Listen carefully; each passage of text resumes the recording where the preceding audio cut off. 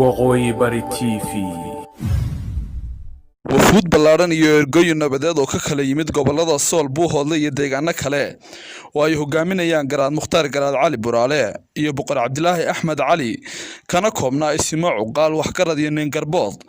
ayaa gaadhay degmada Ceegaag ee gobolka Sool oo ay taalo gogol nabadeed oo lagu soo afjarayo shaqaaqooyin soo noqnoqday oo ka dhacay deegaanada Qocondhaale, Hurfadhi, Ceegaag iyo Buuhoodle waxaana ergooyinkaasi degmada Ceegaag ku soo dhaweeyay maamulka degmada Ceegaag oo u horeeyo maayarka degmadaasi waxgarad cuqaal iyo bulshada qaybaheeda kala duwan. waxaan soo dhaweynaynaa waftiga ka kala timi gobolada Buuhoodle iyo Laascaanood ee kala duwan ee golaha dhaqanka ah ismada iyo boqorka iyo garaadka iyo cuqaasha waxaan ku soo dhaweynaynaa gacmo furan waxaan idin leeyahay dhammaantiin iyo cuqaasha waxgaradka iyo nin garboodka iyo culimadaba ku soo dhawaada walaalayaal gacmo furan ilaahay socodkiina nooga dhigo mid barakaysan oo khayr qaba. Garaad Mukhtaar Garaad Cali Buraale, Boqor Cabdilaahi Axmed Cali waxgarad iyo cuqaal ayaa ka hadlay sidii nabad looga dhex dhalin lahaa labada beelood ee walaalaha ah ee wada deegaanadaasi. meesha aanu ka hadlaynaa waa deegaanka Ceegaag oo aanu u soconay wafti ballaaran oo dhowr meelood ka timid. anigu waxaan ahay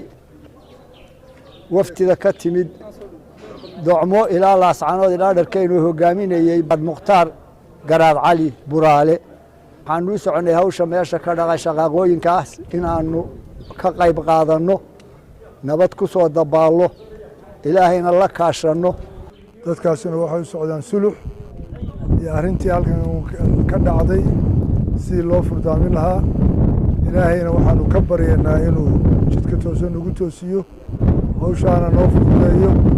si sanna ay ku dhammaato. fuuduna waa fara badan yihiin anuu dhinaca Buuhoodlaan ka imid waa caadil mahadiis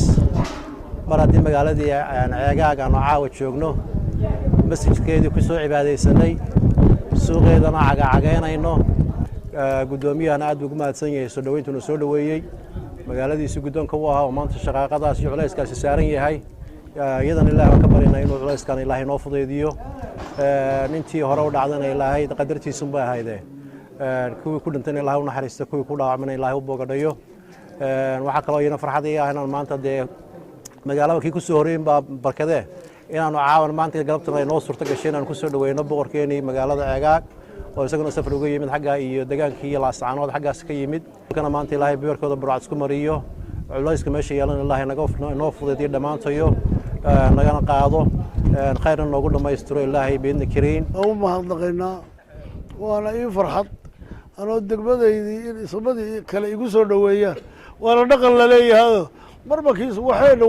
cidina waxba kala leh marbakiisa horeeya yaa ka wada mas'uula arrinta khaaska maanta la isugu yimi anigu waxaan is leeyahay si wacan bay u dhammaanaysaa oo nabad dhabay ka dambaynaysaa qalbigayga ka garanaya ilaahayna waa u baryaynaa sida culayska loo wada diyaar yahayna waan ka garanaynaa